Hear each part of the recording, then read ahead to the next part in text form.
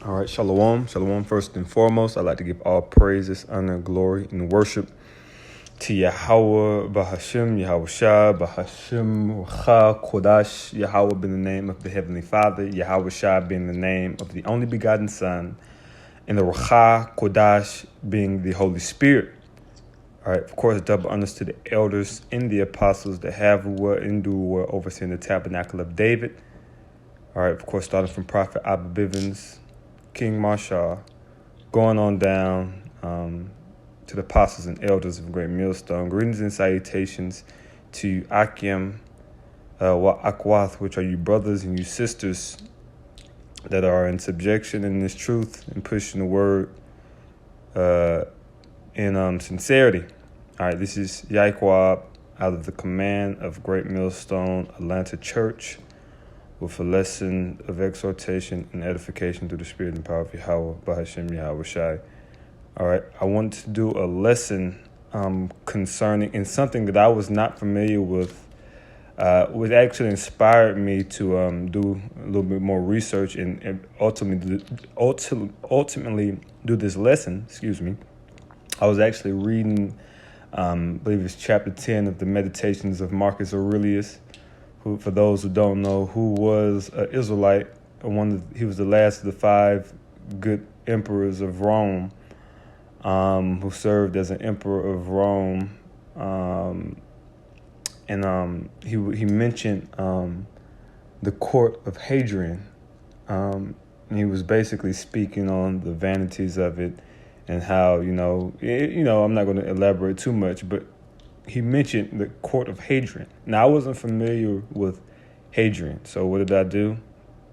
I looked it up, who Hadrian was, and Hadrian was actually a Roman emperor that served during roughly, I believe, 117 to 138 CE. He served as a Roman emperor. All right. Now, we know that Jake, roughly around this time, had taken, power, not completely, but did take power in a lot of the councils, courts, and political offices of Rome. Now, was Hadrian an Israelite? I'm not sure. He could possibly have been one. Based upon his actions, I think he was an Edomite. I believe he was an Edomite. And that's neither here nor there, though. The point is, and I actually did not know there was actually a third, or I guess you could say a third Jewish revolt after 70 AD. All right. Which I was not familiar with this. And when I looked up Hadrian, it began to speak of what he did, which, dealing with the Jewish revolt. It's actually called the Bar Kokhba revolt. All right. And, I'm just going to get into the history. I'm going to read some scriptures pertaining to these things, and I'm going to do a lot of reading for edification's sake. So I want to grab, before I started to read, let me grab Luke, the 21st chapter and the 21st verse. It says, let's start at the 20th verse. It says, "And when ye shall see Jerusalem compassed with armies, then know that the desolation thereof is nigh. Then let them which are in Judea flee to the mountains, and let them which are in the midst of it depart out, and let not them that are in the countries enter thereunto. For these be the days of vengeance, that all things which are written may be fulfilled." So Yahweh Shai had already warned us when these times come, which were the Roman armies. When they compassed Jerusalem, he told us, he was instructed for us to flee. All right. Now you had Israelites, and we're going to get into it when we read the article, and we're going to read some off of Wikipedia as well. You had Judo-Christians, which were Israelites who believed in Mashiach Yahushua, that was still in Judea. And you had, but predominantly in those who fought for the Bar Kokhba rebellion, those were Israelites who didn't believe in Mashiach. They actually took Bar Kokhba as being the Messiah. All right. And so they were in the wrong for being in Judea and not believing in Yahushua. And even the Christians who believed in Mashiach, the testimony was to what? Flee. So they should have fled, you know. And we're going to come back to this. I want to jump into this article. And let me see. Let me start off with, I'm going to start off with the Wikipedia article, matter of fact. All right. So this is Wikipedia, Bar Kokhba Revolt.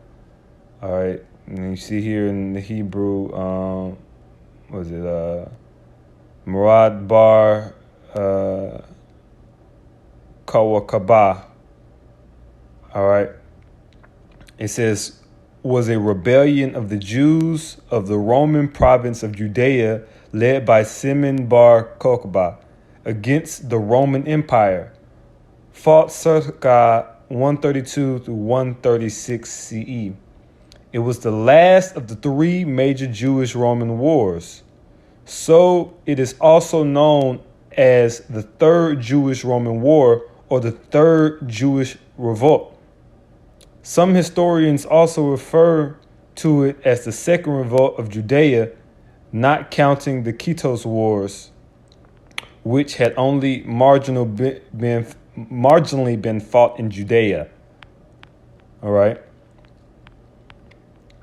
It says the revolt erupted as a result of religious and political tensions in Judea following on the failed first revolt in 66 through 73 CE, which that's the revolt that, you know, that's typically spoken of. But, you know, this revolt, the Third Jewish War or the Third Jewish Revolt, is something that's really not touched upon a lot when we teach, or, you know, to be honest, I've never heard of it before I started to do this little research. It says, these tensions were related to the establishment of a large Roman military presence in Judea, changes in administrative life and the economy, together with the outbreak and suppression of Jewish revolts from Mesopotamia to Libya and Cyrenicia. All right. The proximate reasons seem to be the construction of a new city, Aelia Capitolina, over the ruins of Jerusalem, and the erection of a temple to Jupiter on the Temple Mount. So these demons, this Hadrian wanted to build a temple to Jupiter over the remains of the Temple of Solomon, or well, the Temple of Yahweh, the Tabernacle of Yahweh. All right. Oh, Shalakia.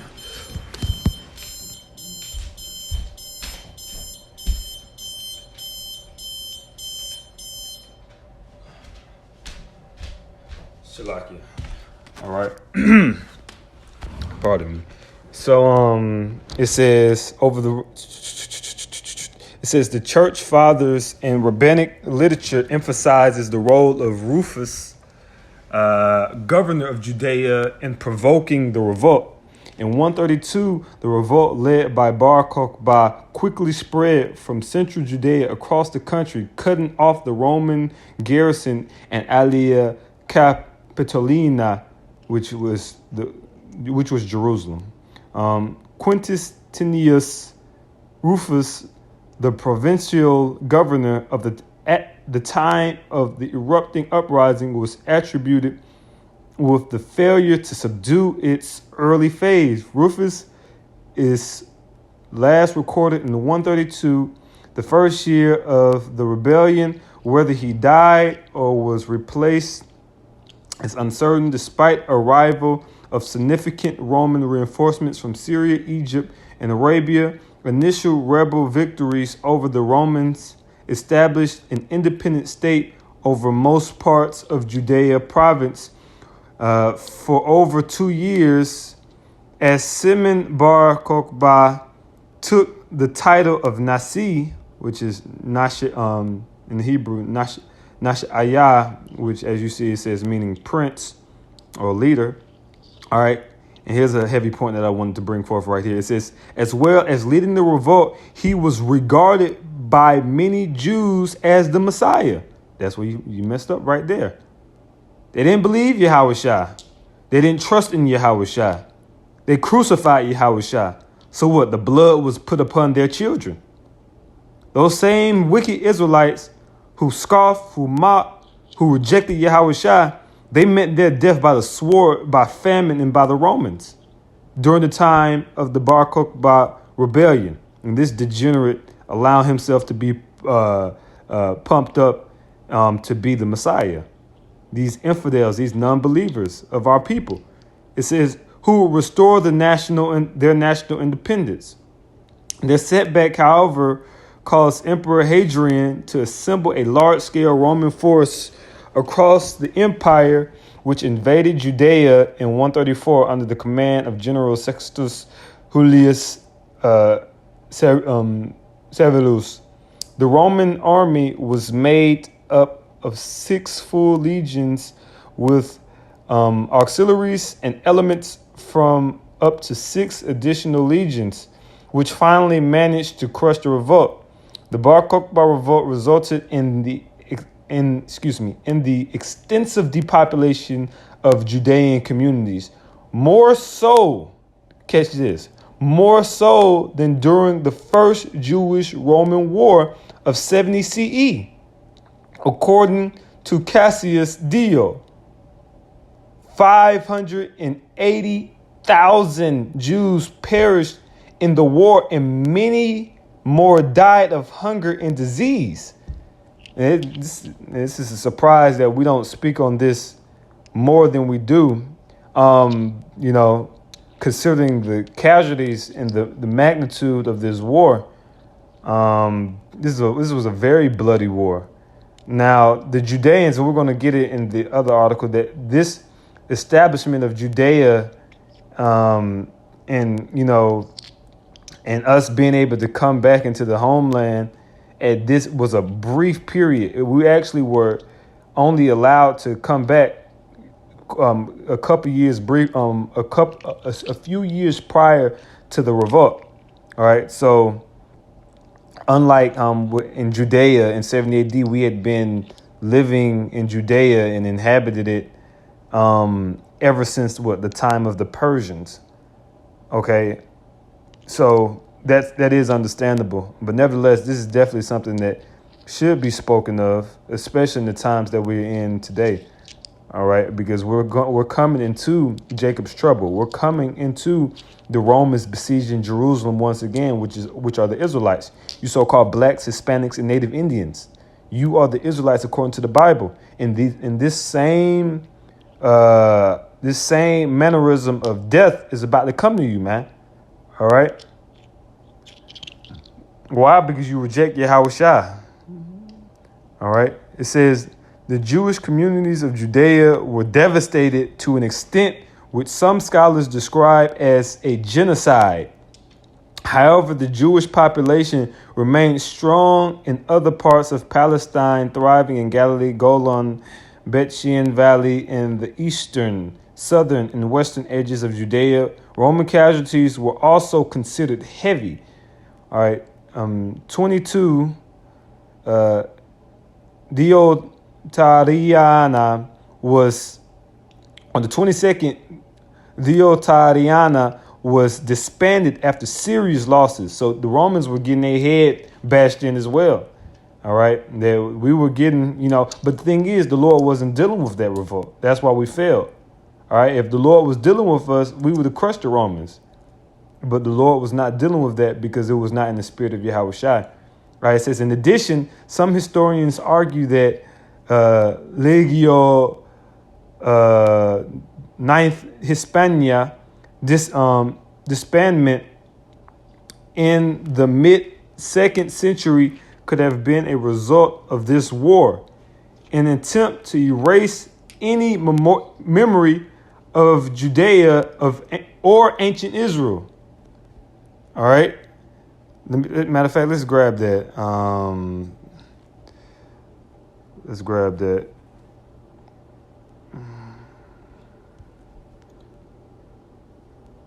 That's Psalms. That's the book of Psalms. Let's get it. All right. This is Psalms chapter 1. It says, keep not thou silence, O God, hold not thy peace, and be not still, O God. For lo, thine enemies make a tumult, and they that hate thee have lifted up the head. They have taken crafty counsel against thy people, and consulted against thy hidden ones. They have said, come and let us cut off from Shalaki. They have said, come and let us cut them off from being a nation, that the name of Israel may be no more in remembrance. All right. And that is what they did. That is what the Romans did during or after the Bar Kokhba revolt. All right. Okay. It says, an attempt to erase any memory of Judea or ancient Israel. Emperor Hadrian wiped the name off the map and replaced it with Syria Palestina. However, and these people, these Palestinians, these guys don't know what's going on. I was talking to a Palestinian the other day that was working in the gas station. I asked him, I was like, where are you from? He said, I'm from, what did he say? He said, I'm from Palestine. I'm like, Palestine?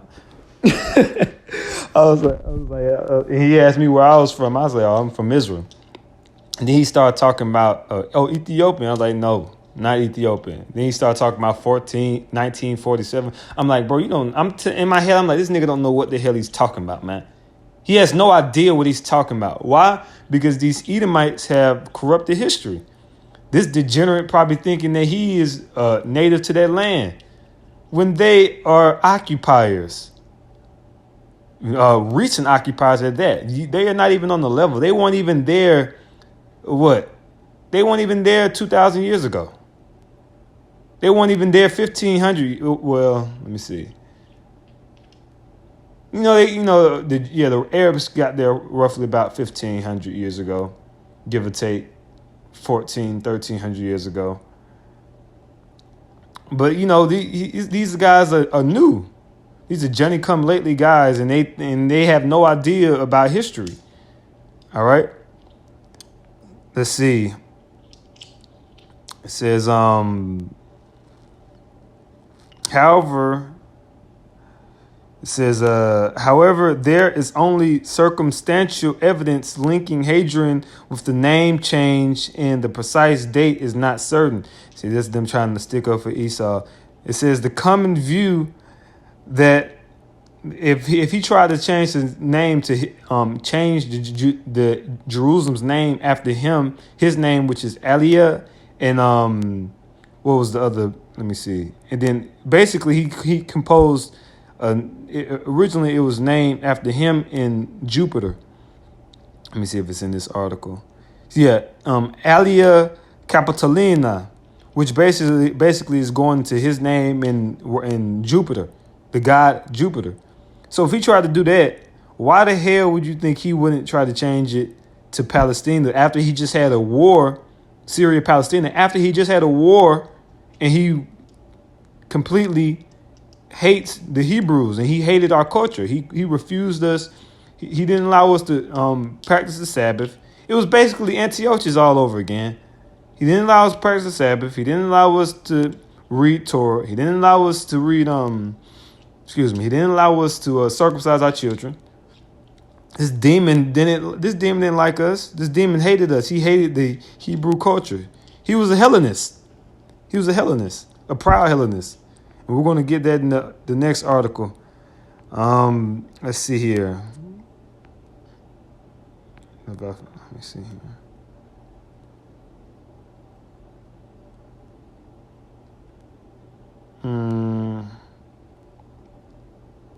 All right, let's go to the next article. All right, so this is off of JewishVirtualLibrary.org. All right, it says Ancient Jewish History, the Bar Kokhba Revolt, 132 through 135 CE. All right, it says the Bar Kokhba Revolt marked a time of high hopes followed by violent despair. The Jews were handed expectations of a homeland and a holy temple, but in the end were persecuted and sold into slavery.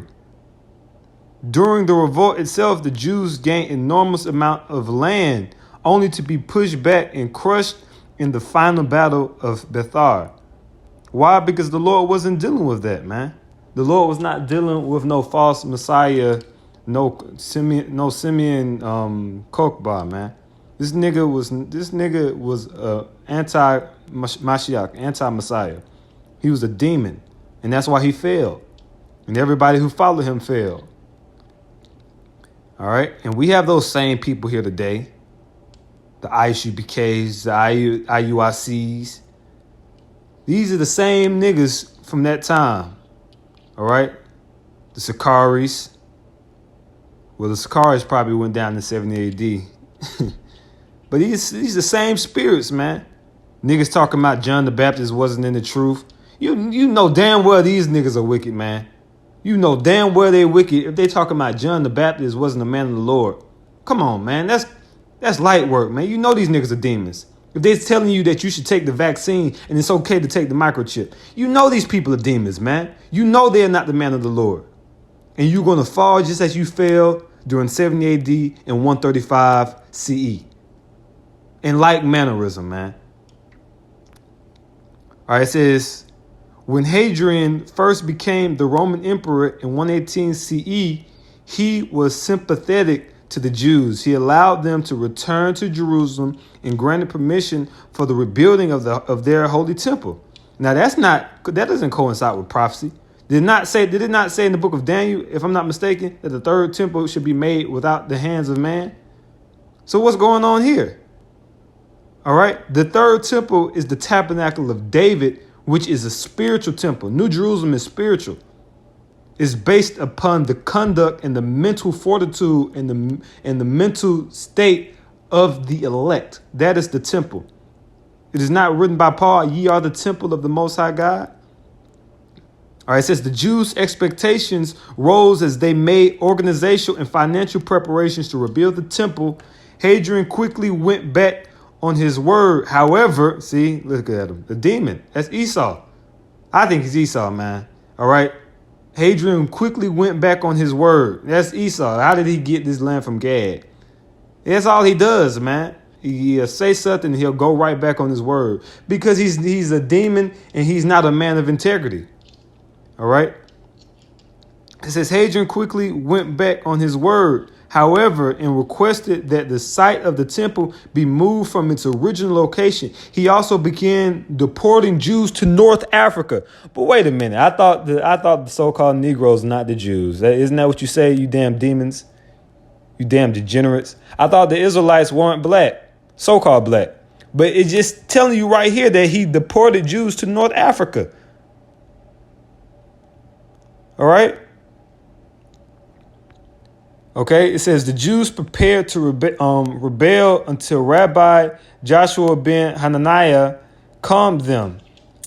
The Jews then satisfied themselves with preparing secretly in case a rebellion would later become necessary. They built hideouts and caves and did shoddy work building weapons so that the Romans will reject the weapons and return them to the Jews. Now, let's get that. Because it said what? They build what? It says the Jews, it says they built hideouts and caves. Let's get that scripture. Let's go ahead and grab it. All right. Let's see here. Oh, shit. Let's go to, is that Matthew?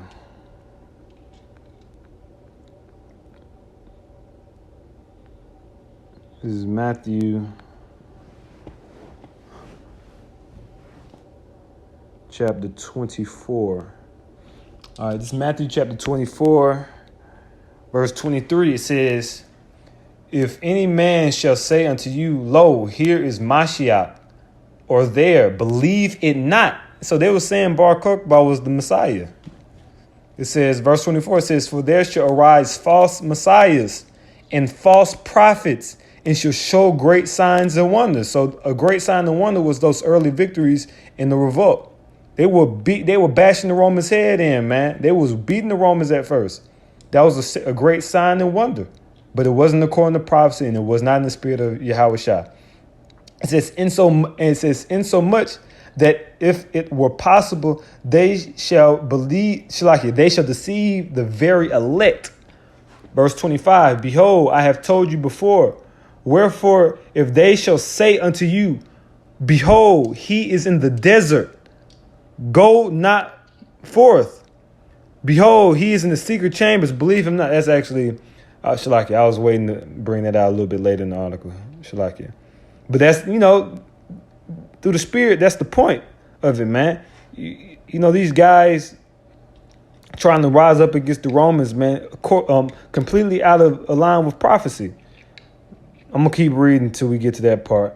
All right. It says, the Jews organized guerrilla forces and in 123 CE began launching surprise attack against the Romans. From that point on, life got worse for the Jews. Hadrian brought an extra army legion, the 6th Ferrata, into Judea to deal with the terrorism. Hadrian hated foreign religions and forbade the Jews to perform circumcisions.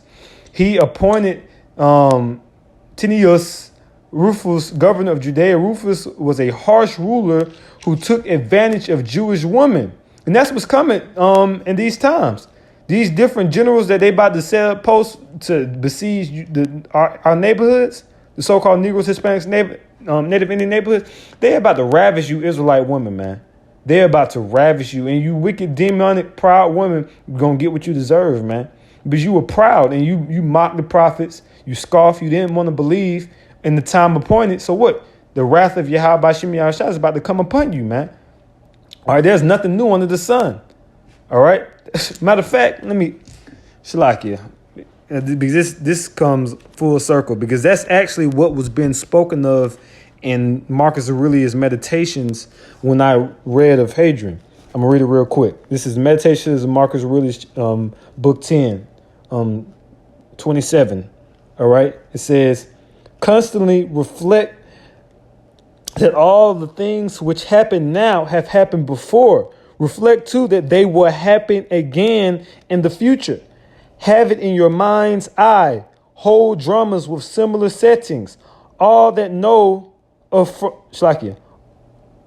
you know of from your own experience or early history. For example, the whole court of Hadrian. See? The whole court of Antonius. The whole court of Philip, Alexander, Croesus.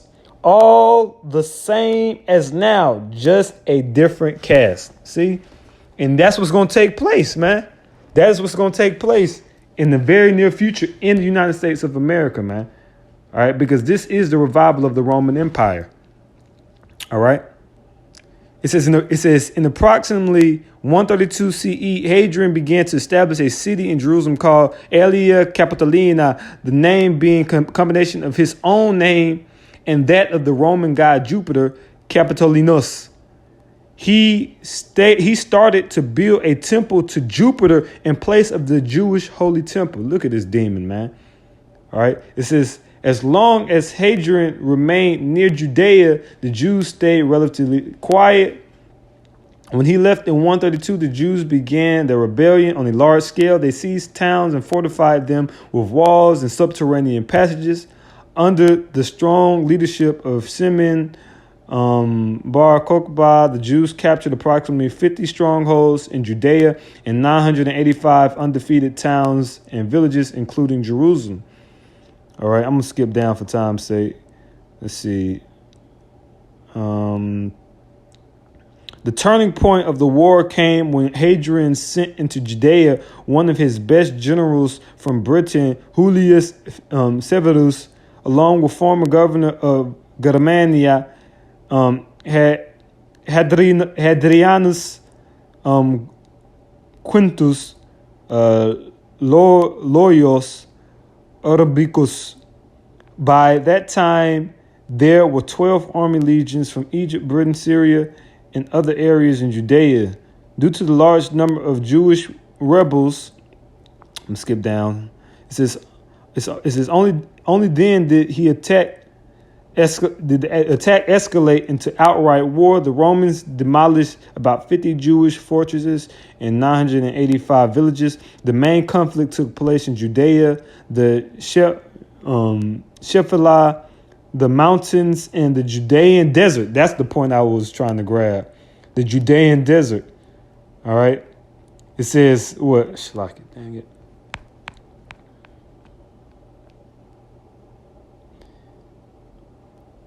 All right. Verse 26, it says, wherefore if they shall say unto you, behold, he is in the desert, go not forth. Behold, he is in the secret chambers, believe it not. See? All right.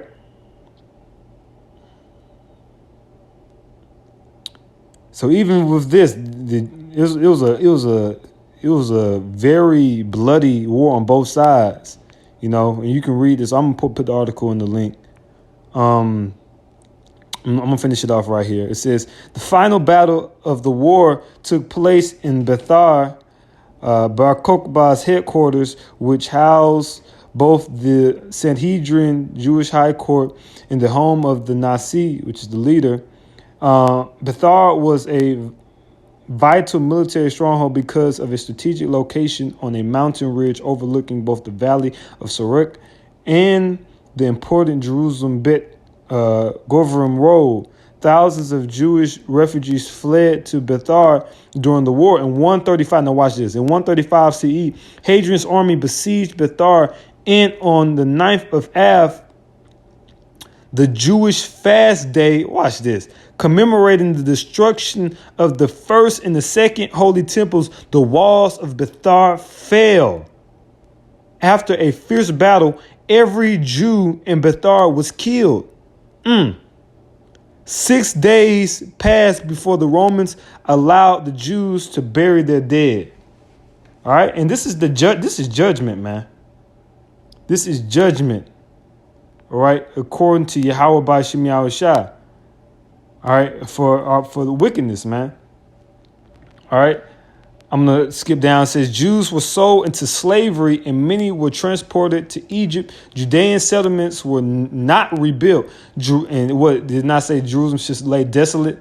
We're going to get it. We're going to end it off with some scriptures. It says, Jerusalem was turned into a pagan city called Elia Capitolina, and the Jews were forbidden to live there.